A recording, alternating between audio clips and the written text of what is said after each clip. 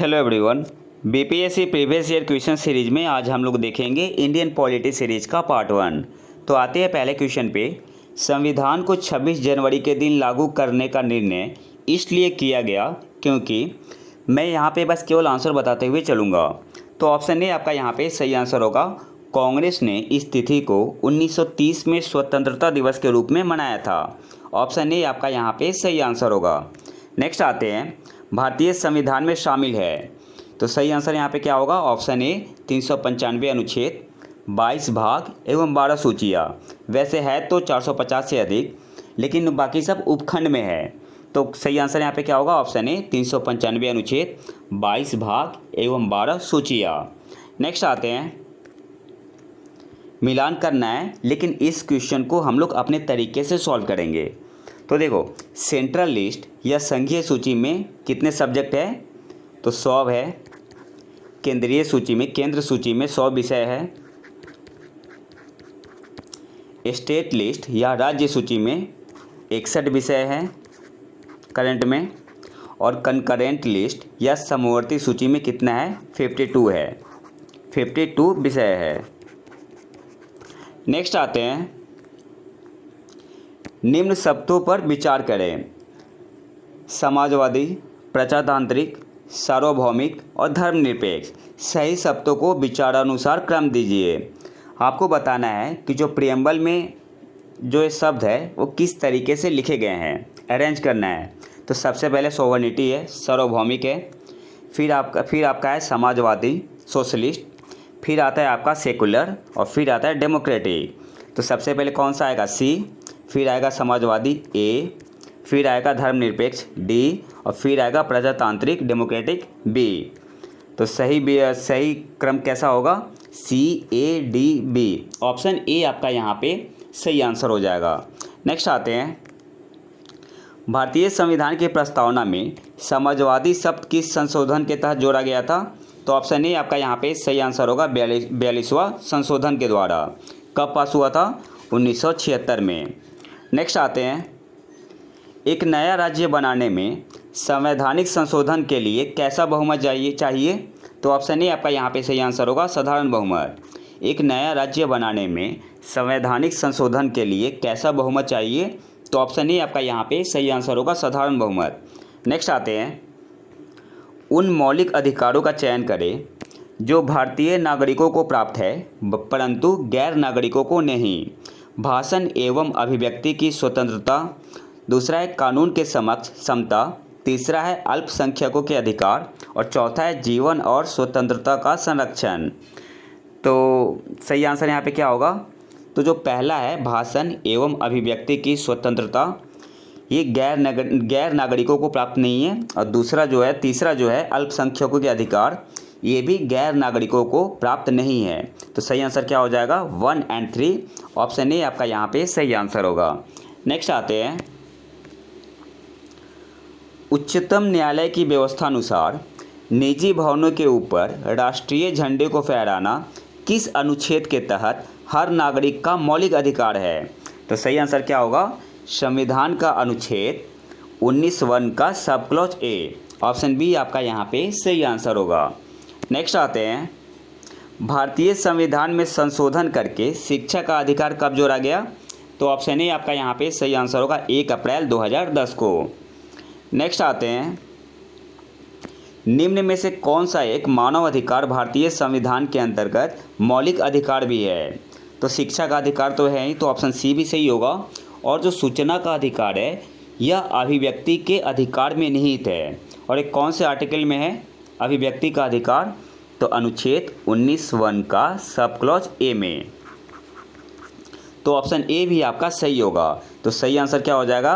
Both A and C. Both A and C. Next आते हैं, भारतीय संविधान के भाग 4 में दिए गए निर्देशित सिद्धांतों में निम्न में से कौन सा सूचीबद्ध है? पहला है सामान्य कार्य के लिए समान वेतन, दूसरा है समान नागरिक संहिता, तीसरा है छोटे परिवार का मानदंड, चौथा है प्राथमिक स्तर पर मातृभाषा में शिक्षा। तो यहाँ पे सही आंसर क्या होगा? जो पहला और दूसरा है वो आपका सही आंसर होगा। सामान्य कार्य के लिए समान वेतन और समान नागरिक संहिता। तो ऑप्शन बी आपका यहाँ पे सही आंसर हो जाएगा 1 और 2। नेक्स्ट आते हैं, भारत के संविधान में मौलिक कर्तव्य किस संविधान संशोधन के द्वारा जोड़ा गया है? तो सही आंसर क्या होगा? ऑप्शन बी आपका यहाँ पे सही आंसर हो जाएगा 42वें संविधान संशोधन के द्वारा। अच्छा, कौन से आर्टिकल में है फंडामेंटल ड्यूटीज? तो आर्टिकल 51A में।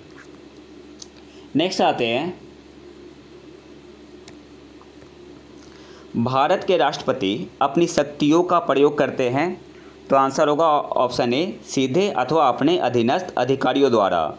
नेक्स्ट आते हैं, यदि राष्ट्रपति एवं उपराष्ट्रपति का पद खाली हो तो भारत के राष्ट्रपति के पद पर कौन होता है? तो सही आंसर क्या होगा? ऑप्शन बी आपका यहाँ पे सही आंसर हो जाएगा भारत का मुख्य न्यायाधीश या चीफ जस्टिस ऑफ इंडिया। और अभी करंट में कौन है चीफ जस्टिस जो नए बने हैं? तो उनका नाम है यू ललित। आपको बताना है कमेंट बॉक्स में कि कौन से नंबर के चीफ जस्टिस ऑफ इंडिया बने हैं यू ललित। नेक्स्ट आते हैं,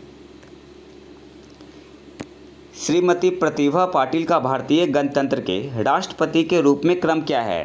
देखो, इस क्वेश्चन को थोड़ा चेंज करते हैं। यहाँ पे प्रतिभा पाटिल की जगह पे लिख लेते हैं द्रौपदी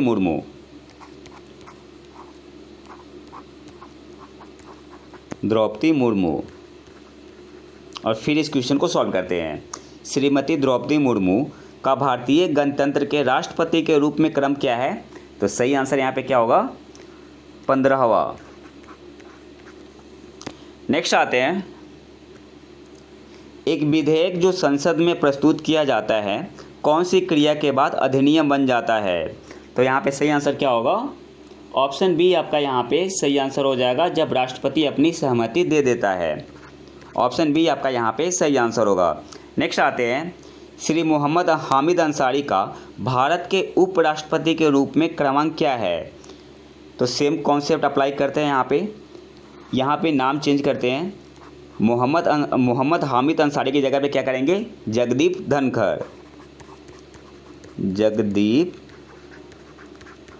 धनखड़। अब क्वेश्चन को करते हैं, श्री जगदीप धनखड़ का भारत के उपराष्ट्रपति के रूप में क्रमांक क्या है? तो आंसर क्या होगा? 14वें नंबर के 14वां। नेक्स्ट आते हैं, राष्ट्रीय सुरक्षा समिति का प्रधान कौन होता है? तो ऑप्शन बी आपका यहाँ पे सही आंसर हो जाएगा प्रधानमंत्री।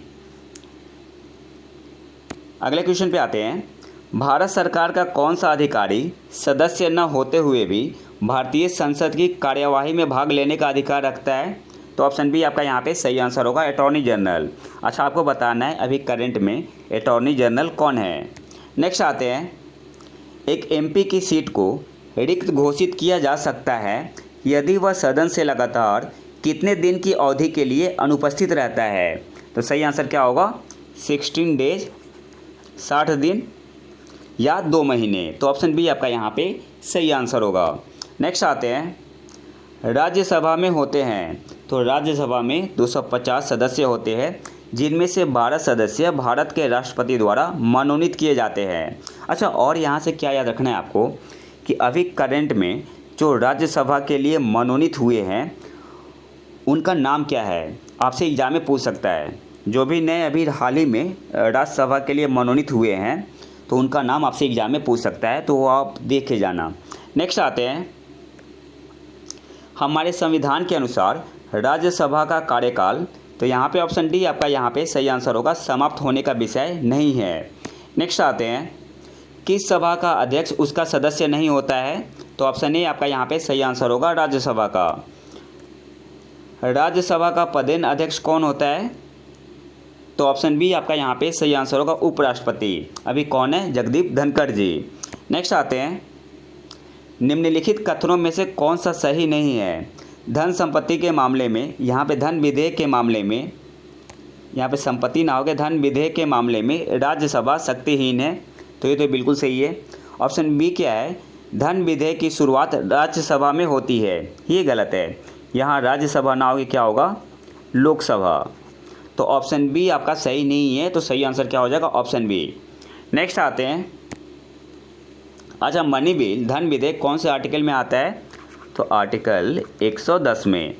नेक्स्ट आते हैं, धन विधेयक पेश किया जा सकता है, तो ऑप्शन ही आपका यहाँ पे सही आंसर हो जाएगा, केवल लोकसभा में। मनी बिल जो धन विधेयक होता है केवल लोकसभा में पेश किया जा सकता है।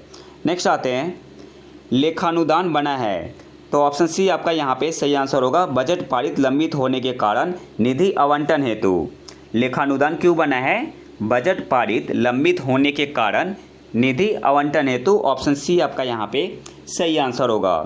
नेक्स्ट आते हैं, लोक लेखा समिति अपनी रिपोर्ट प्रस्तुत करती है, किसे करती है? लोकसभा के स्पीकर को। और अभी लोकसभा स्पीकर कौन है? ओम बिरला जी।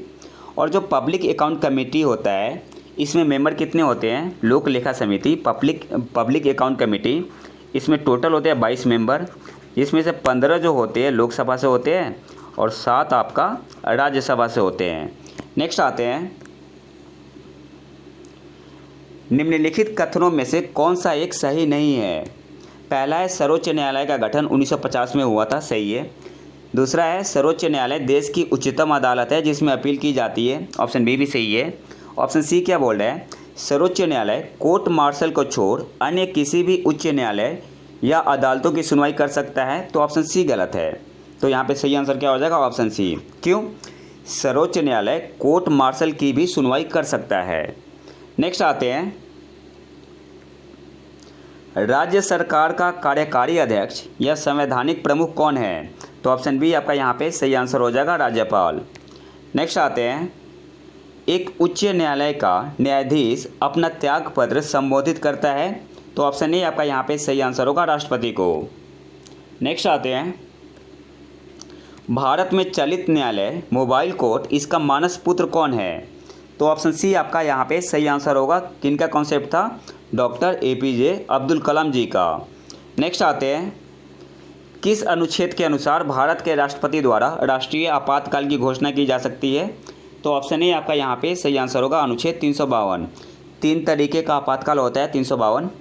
एक होता है 356 जो स्टेट में लगाया जाता है, और एक होता है 360 फाइनेंशियल इमरजेंसी, जो हमारे इंडिया में कभी नहीं लगा अभी तक, वित्तीय आपातकाल। नेक्स्ट आते हैं, केंद्र और राज्य की व्यवस्थापिकाओं के लिए मतदान की न्यूनतम उम्र की सीमा 21 वर्ष से घटाकर 18 वर्ष की गई, कौन से संविधान संशोधन के द्वारा? तो ऑप्शन सी आपका यहाँ पे सही आंसर होगा, 61वें संविधान संशोधन द्वारा। कब हुआ था? 1989 में। नेक्स्ट आते हैं, आम चुनाव में मतदान की आयु 21 वर्ष से घटाकर 18 वर्ष कर दी गई, तो अभी बताया था थोड़ी देर पहले, 61वें संविधान संशोधन द्वारा। नेक्स्ट आते हैं,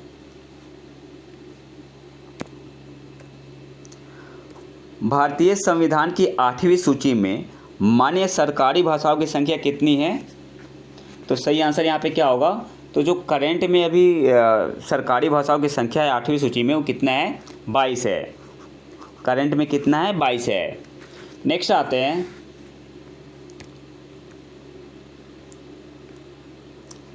CDP एवं NES के पुनर्गठन के लिए 1957 में NDC द्वारा स्थापित समिति का नाम बताएं, जिसने ग्रामीण स्थानीय सरकार की त्रिस्तरीय प्रणाली का सुझाव दिया था। तो ऑप्शन ए आपका यहाँ पे सही आंसर होगा। किसने दिया था? बलवंत राय मेहता समिति ने। ऑप्शन ए आपका यहाँ पे सही आंसर होगा। नेक्स्ट आते हैं, निम्नलिखित विशेषताओं में से केंद्रीय शासन व्यवस्था के लिए कौन सा सही नहीं है? तो यहाँ पे सही आंसर क्या होगा? बड़े देशों के लिए आदर्श। यहाँ पे होना चाहिए था छोटे देशों के लिए आदर्श। बाकी सब सही है, त्वरित निर्णय भी सही है, लचीलापन भी सही है, कानून की एकरूपता भी सही है। यहाँ पे बड़े देशों के लिए ना हो के छोटे देशों के लिए आदर्श होगा। तो ऑप्शन सी आपका यहाँ पे सही आंसर होगा, ये सही नहीं है। नेक्स्ट आते हैं, विकेंद्रीकरण प्रणाली की सिफारिश किसने की? सही आंसर क्या होगा? बलवंत राय मेहता ने। ऑप्शन सी आपका यहाँ पे सही आंसर होगा। नेक्स्ट आते हैं, अशोक मेहता समिति ने निम्नलिखित की सिफारिश की। तो अशोक मेहता समिति ने पंचायती राज की द्विस्तरीय सरकार की सिफारिश की थी, और बलवंत राय मेहता ने त्रिस्तरीय सरकार की। तो यहाँ पे सही आंसर क्या हो जाएगा? ऑप्शन बी आपका यहाँ पे सही आंसर होगा। नेक्स्ट आते हैं, ब्लॉक स्तर पर पंचायत समिति है। तो ऑप्शन बी आपका यहाँ पे सही आंसर हो जाएगा, प्रशासनिक प्राधिकरण। नेक्स्ट आते हैं, भारत में ब्लॉक स्तर पर बनी पंचायत समिति केवल है। तो अभी मैंने बताया था प्रशासनिक प्राधिकारी। तो ऑप्शन डी आपका यहाँ पे सही आंसर हो जाएगा। नेक्स्ट आते हैं, 14 अगस्त 2007 को संसद द्वारा भारतीय संविधान में संशोधन के उपरांत अब अनुसूचित जाति की सूची में जातियों की संख्या कितनी है। तो सही आंसर यहाँ पे क्या होगा, ऑप्शन बी आपका यहाँ पे सही आंसर हो जाएगा 1206। लेकिन अभी करंट में कितना है इसे आप लोग एक बार कंफर्म कर लेना, ठीक है। अभी करंट में अनुसूचित जाति की सूची में जातियों की संख्या कितनी है इसको आप लोग एक बार कंफर्म कर लेना और मैं कंफर्म करके कमेंट बॉक्स में डाल दूंगा। नेक्स्ट आते हैं, तो इसको आप लोग एक बार ज़रूर कंफर्म कर लेना। नेक्स्ट आते हैं, निम्न में से कौन संयुक्त राष्ट्र की सुरक्षा परिषद का अस्थायी सदस्य नहीं है। आपके पास ऑप्शन है जर्मनी, ऑप्शन बी है फ्रांस, ऑप्शन सी है ग्रेट ब्रिटेन, ऑप्शन डी है चीन। सही आंसर क्या होगा, तो ऑप्शन ए आपका यहाँ पे सही आंसर हो जाएगा, जर्मनी। संयुक्त राष्ट्र सुरक्षा परिषद में टोटल 15 सदस्य होते हैं, जिसमें 10 नॉन परमानेंट होते हैं और 5 परमानेंट होते हैं। और 5 परमानेंट कौन कौन से हैं, एक तो अमेरिका है, ब्रिटेन है, रूस है, फ्रांस है और चीन है। अच्छा, एक चीज़ और यहाँ से याद कर लो आप, अभी नए नॉन परमानेंट मेंबर सिलेक्ट हुए हैं संयुक्त राष्ट्र की सुरक्षा परिषद में, उनका नाम आपसे पूछ सकता है बीपीएससी के एग्ज़ाम में, तो उसको आप लोग एक बार ज़रूर देख ले। वैसे मैंने करंट अफेयर में बताया हुआ है। नेक्स्ट आते हैं, एमनेस्टी इंटरनेशनल एक संगठन है जो जुड़ा हुआ है। तो ऑप्शन बी आपका यहाँ पे सही आंसर होगा, मानव अधिकारों के संरक्षण से। ऑप्शन बी आपका यहाँ पे सही आंसर होगा। नेक्स्ट आते हैं, चीन की समाचार एजेंसी का क्या नाम है। तो ऑप्शन सी आपका यहाँ पे सही आंसर होगा, news China news agency. Next आते हैं, किस देश की सरकारी रिपोर्ट को येलो बुक कहा जाता है। तो ऑप्शन ए आपका यहाँ पे सही आंसर हो जाएगा, फ्रांस। नेक्स्ट आते हैं, भारत के प्रथम विधि विश्वविद्यालय की स्थापना, लॉ यूनिवर्सिटी की स्थापना अगस्त 1987 में कहाँ हुई थी। तो ऑप्शन सी आपका यहाँ पे सही आंसर होगा, बेंगलुरु में। नेक्स्ट आते हैं, सीमा सुरक्षा बल की स्थापना कब की गई। तो ऑप्शन ए आपका यहाँ पे सही आंसर होगा, 1 दिसंबर 1965 को। और आज के आखिरी क्वेश्चन पे आते हैं, भारतीय संविधान को संविधान सभा द्वारा कब अंगीकृत किया गया। तो ऑप्शन ई आपका यहाँ पे सही आंसर होगा, 26 नवंबर 1949 को। तो ये तो था हमारा आज का लेक्चर, पार्ट 2 जल्द ही आएगा। अगर वीडियो पसंद आए तो लाइक करें और चैनल को सब्सक्राइब जरूर कर लें। मिलते हैं नए वीडियो में नए टॉपिक के साथ, तब तक के लिए नमस्कार, जय हिंद।